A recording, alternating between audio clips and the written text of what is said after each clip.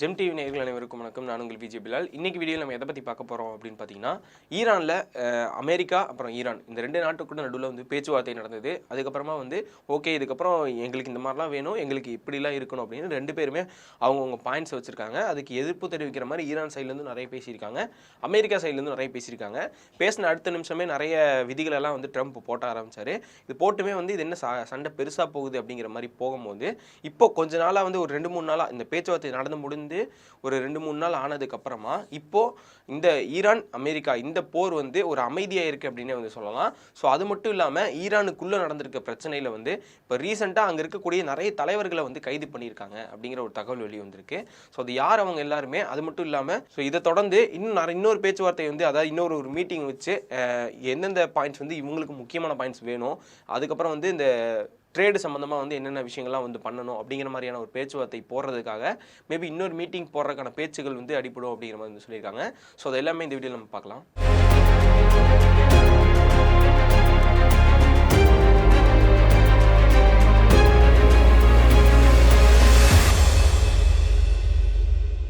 ஈரானில் நிறைய பிரச்சனைகள் நடந்துட்டு இருக்கு. அங்கே ப்ரொட்டஸ்ட் நடக்குது. இங்கே வந்து நிறைய வந்து மக்கள் வந்து அரசுக்கு எதிராக வந்து போராட்டம் நடத்துகிறாங்க. ஆயுதுல்லா கமேனி எங்களுக்கு தேவையில்லை, ஒரு மாதிரி நாங்கள் இவங்க அதாவது தலைவர் ஒருத்தரே வந்து தேவையே இல்லை, நாங்கள் இங்கே இருந்துக்கிறோம் அப்படிங்கிற மாதிரி அவங்கெல்லாம் நிறைய போராட்டங்கள் வந்து பண்ணிட்டு இருந்தாங்க. அங்கே இருக்கக்கூடிய முக்கியமான முன்னணி சீர்திருத்த அரசியல்வாதிகள் அப்படின்னு சொல்லுவாங்கல்ல, ஸோ அவங்க எல்லாத்தையும் இப்போ அமெரிக்கா உடைய அழுத்தத்தினால தான் இவங்கெல்லாம் இது பண்ணிட்டு இருக்காங்க அப்படிங்கிற மாதிரி இவங்க எல்லாரும் இந்த அரசியல்வாதிகள் எல்லாருமே வந்து இந்த சீர்திருத்த அரசியல்வாதிகள் இவங்க எல்லாருமே வந்து அமெரிக்காவோட கைக்கூலியா இருக்காங்க, அவங்க சொல்றதை கேட்டு இங்கே நிறைய பேர் வந்து பண்ணிட்டு இருக்காங்க அப்படின்னு சொல்லி அவங்கள வந்து இப்போ ஈரான் அரசாங்கம் வந்து கைது பண்ணியிருக்காங்க. எதுக்காக கைது பண்ணியிருக்காங்க, என்ன விஷயங்கள் இவங்க குறிப்பாக பண்ணாங்க அப்படின்னு பார்த்தீங்கன்னா, இப்போ நடந்த பேச்சுவார்த்தை நடந்திருக்குல்ல, ஸோ இந்த பேச்சுவார்த்தையில் வந்து இவங்க வந்து அமெரிக்கா சாதகமாக அமெரிக்கா சொன்ன நிறைய பாயிண்ட்ஸ், இப்போ செறிவூட்டப்பட்ட யுரேனியம் இந்த இதெல்லாம் வந்து நீங்கள் யூஸ் பண்ணக்கூடாது, இதெல்லாம் கரெக்டாக எங்கள்கிட்ட லிமிட்டில் கொடுக்கணும், நீங்கள் எவ்வளோ வச்சுருக்கீங்கன்னு சொல்லணும் எங்ககிட்ட, அதெல்லாம் வந்து சரண்டர் பண்ணணும், அதாவது நீங்கள் எல்லாத்தையுமே உங்கள் தோட்டில் எங்கள்கிட்ட கொடுத்துடணும் அப்படிங்கிற மாதிரிலாம் நிறைய அமெரிக்கா பாயிண்ட்ஸ் வச்சதில் இது வந்து ஓகே அப்படிங்கிற மாதிரி வந்து சொல்கிறாங்க. இதுக்கு முன்னாடி என்ன சொல்லிட்டு இருந்தாங்க அப்படின்னு பார்த்தீங்கன்னா, இந்த பேச்சுவார்த்தை நடக்கிறதுக்கு முன்னாடி இவங்க எல்லாரும் என்ன சொல்லிட்டு இருக்காங்க, இந்த அரசியல்வாதிகள் எல்லாரும் அப்படின்னு பார்த்தீங்கன்னா, அமெரிக்கா கிட்டே நம்ம சரண்டர்னு சொல்லலாம் அப்படிங்கிற மாதிரி சொல்கிறாங்க.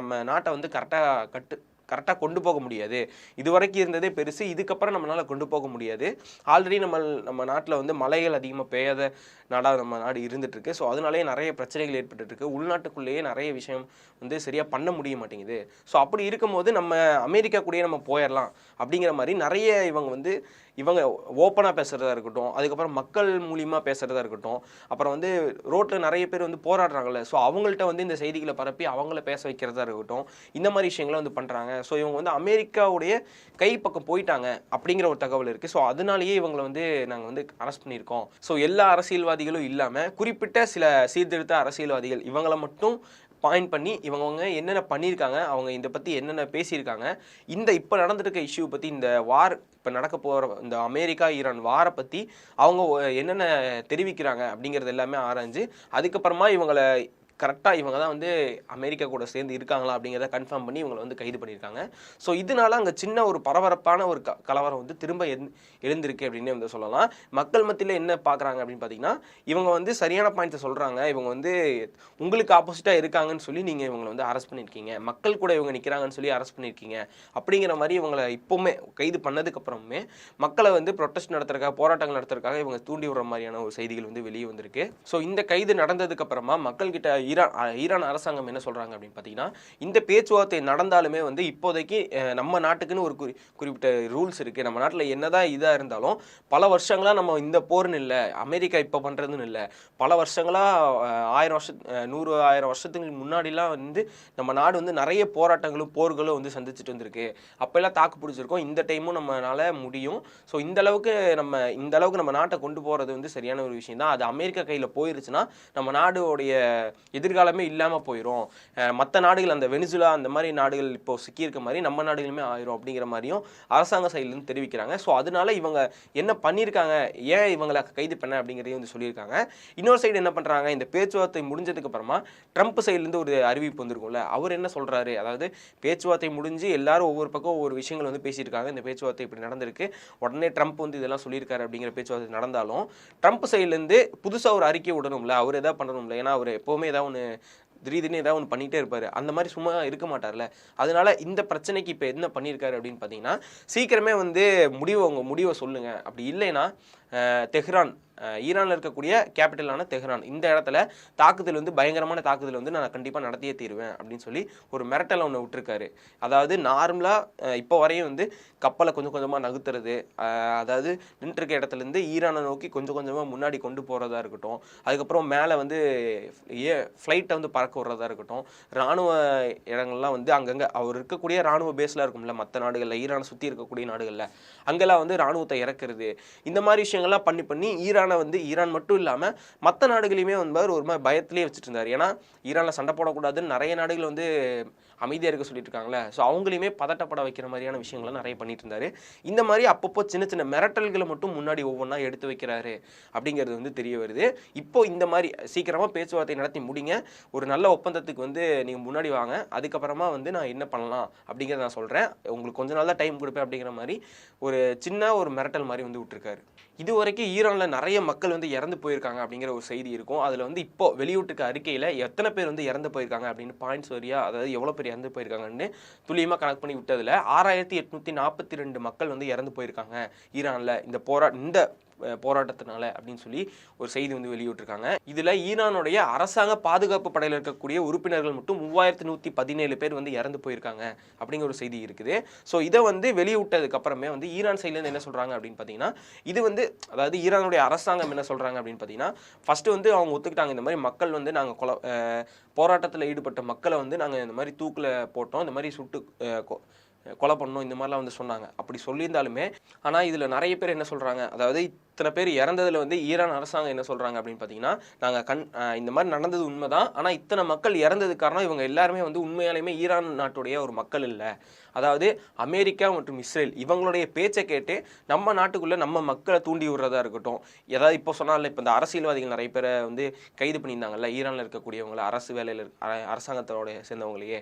ஸோ அவங்களுக்கு கீழே அவங்க மக்களை வந்து தூண்டி விடுறது, நிறைய இடங்களில் போய் நம்ம போராட்டங்கள் வந்து நீங்கள் இந்த மாதிரி பண்ணுங்கள், அமெரிக்கா கிட்ட போயிருச்சுன்னா நம்ம நாடு வந்து வளர்றதுக்கான வாய்ப்புகள் இருக்குது, அமெரிக்காவுடைய நட்பு நாடுகள்லாம் பார்த்தீங்களா எந்த அளவுக்கு வளர்ந்துருக்காங்க அப்படிங்கிற மாதிரி நிறைய விஷயங்களை சொல்லி, இப்போது அமெரிக்காவுடைய நாடுகள் எக்ஸாம்பிளுக்கு நிறைய கனடா இந்த மாதிரி நாடுகள்லாம் சொல்லி அவங்கள வந்து பிரெயின் வாஷ் பண்ணுற மாதிரிலாம் பண்ணி இந்த மாதிரி போராட்டங்கள் நீங்கள் பண்ணுங்க அப்படிங்கிற மாதிரி தனியாக யாரும் இல்லாத இடத்துல ஒரு சந்திப்பை ஏற்படுத்தி, அதாவது ஒரு போராட்டம் ஒரு இடத்துல நடக்குதுன்னா, ஒரு ஏரியாவில் நடக்குது அப்படின்னா, இப்போ தெஹ்ரானில் வந்து ஒரு போராட்டம் நடக்குது, இப்போ தெஹ்ரானில் வந்து ஒரு போராட்டம் நடக்குது அப்படின்னு பார்த்தீங்கன்னா, அந்த இடத்துல மெயினான ஒரு ஆள் அப்படின்னு இருப்பாங்கள்ல, இப்போ அந்த போராட்ட தலைமை தாங்கி நடத்துறதுக்காக ஒரு மெயினான ஆள் அப்படின்னு இருப்பாங்களே, அவங்கள ரகசியமாக மீட் பண்ணி இந்த அரசியல்வாதிகள் சேர்ந்து இந்த மாதிரி வந்து பேசுங்க, அதாவது நீங்கள் போராட்டத்தில் இன்னுமே வந்து நீங்கள் இதை சம்மந்தமாலாம் பேசுனீங்கன்னா உங்களுக்கு அமெரிக்காவுடைய சப்போர்ட் வரும், அவர் என்ன தான் இது பண்ணாலும் அமெரிக்காவுடைய சப்போர்ட் நமக்கு கிடச்சிச்சுன்னா நம்ம நாடு வளர்ச்சி வந்து அதிகமாகும், அவங்க வந்து ஹெல்ப் பண்ணுறதுக்கான வாய்ப்புகள் இருக்குது. நட்பு நாடுகள்லாம் பார்த்தீங்களா, அமெரிக்காவுடைய நட்பு நாடு எல்லாமே வந்து வளர்ச்சி அடைஞ்சதாக இருக்காங்க, நம்ம நாட்டை விட நிறையவே வளர்ச்சி அடைஞ்சிருக்காங்க.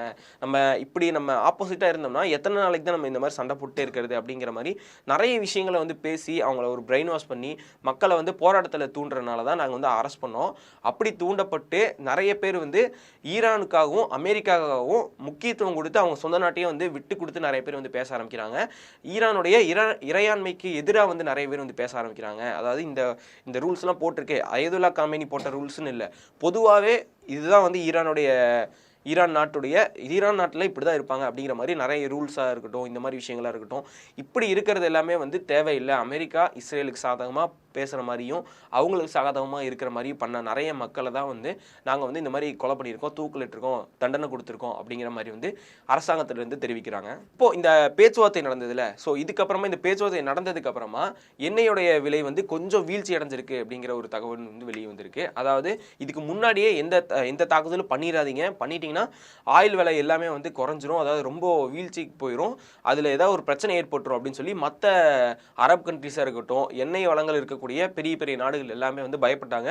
அமெரிக்கா கிட்ட போய் கேட்டுக்கிட்டாங்க, இந்த மாதிரி போகிறது இப்போ நடக்க வேணாம் அப்படிங்கிற பேச்சுவார்த்தைனால தான் இப்போ வரை எந்த ஒரு தாக்குதலும் பண்ணாமல் இருக்காங்க அப்படிங்கிறது அது ஒரு முக்கியம். நிறைய பாயிண்ட்ஸ் இருந்தாலும் முக்கியமான பாயிண்ட் அப்படின்னே வந்து சொல்லலாம். ஸோ அப்படி இருக்கும் போது இந்த பேச்சுவார்த்தை நடந்ததுக்கு அப்புறமா கொஞ்சம் அமைதியாக தான் இந்த போர் வந்து பெரிய அளவில் போகாமல் ஒரு அளவுக்கு போயிட்டுருக்கு. ஸோ அப்படி இருக்கும்போது இந்த எண்ணெயோடைய விலை வந்து மற்ற இது கம்மியாயிருச்சு, இதுக்கப்புறம் போர் எதுவும் நடக்காது அப்படிங்கிறனால ஒரு பயத்திலேயே இந்த போர் வந்து நடக்குமா நடக்காதா அப்படிங்கிற மாதிரி போயிட்டு இருக்கும்போது இப்போ கொஞ்சம் அமைதியானனால எண்ணெயுடைய விலை வந்து வீழ்ச்சி அடைஞ்சிருக்கு.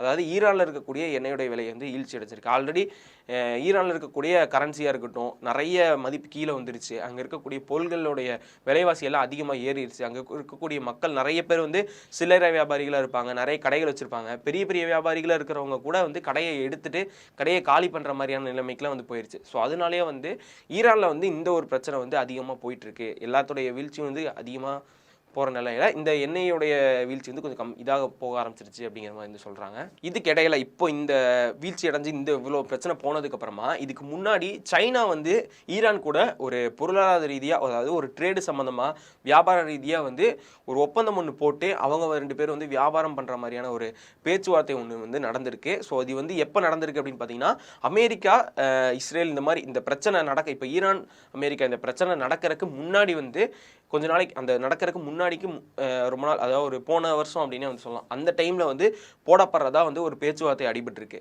ஸோ அப்படி போட்ட பேச்சுவார்த்தை வந்து இப்போ இந்த பிரச்சனை போயிட்டு இருக்கனால ஆல்ரெடி வந்து கரன்சியோட ரேட் எல்லாமே வந்து கம்மியானனால இப்போ அந்த ஒப்பந்தம் வந்து கேன்சல் செய்யப்பட்டிருக்கு அப்படிங்கிற ஒரு தகவல் வந்து வெளியே வந்திருக்கு. ஏன்னா சைனா வந்து ஈரான் மட்டும் இல்லை, மற்ற நிறைய நாடுகள்கிட்ட வந்து அவங்க வந்து ட்ரேட் பிஸ்னஸ் பண்ணிட்டு இருக்காங்க.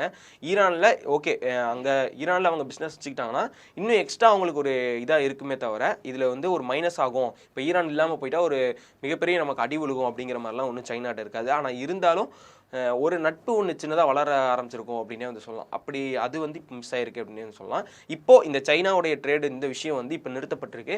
மேபி இந்த போர் முடிஞ்சதுக்கு அப்புறமா இந்த ஒப்பந்த சம்பந்தமான பேச்சுவார்த்தைகள் மேலும் நடத்தப்படலாம் அப்படிங்கிற மாதிரியான ஒரு செய்தியும் வெளியே வந்திருக்கு. ஸோ இந்த விஷயத்தை பற்றி உங்களுடைய ஒப்பீனியன் என்ன அப்படிங்கிறத கீழே வந்து கமெண்ட்ஸை சொல்லிட்டு போங்க.